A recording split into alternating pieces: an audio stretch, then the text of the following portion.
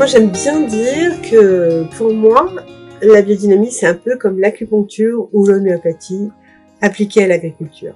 Parce que l'acupuncture, quand on va chez l'acupuncteur, qui nous met une aiguille là, c'est pas juste pour soigner ce point-là. C'est pour soigner le corps tout entier, l'être humain tout entier.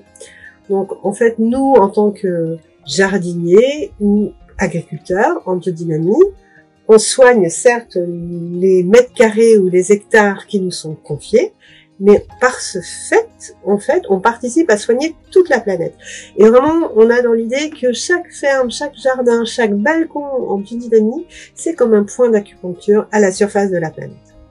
L'idée de prendre soin aussi de la terre, de l'organisme terre, pas seulement de la terre, du sol qui nous est confié, mais de participer aussi à accompagner cette planète qui est le véhicule de l'humanité. La biodynamie, c'est un peu comme l'homéopathie aussi appliquée à l'agriculture. Les autres méthodes contemporaines, agroécologie, permaculture, ont aussi une vision de la ferme comme un organisme agricole, plus ou moins.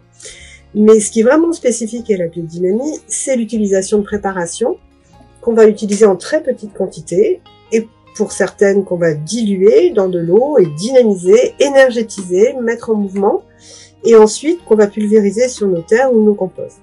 Et dans l'idée du soin, il y a deux choses. Il y a à la fois prendre soin quand il y a un déséquilibre qui s'est installé, une maladie qui est apparue, aussi prendre soin au quotidien.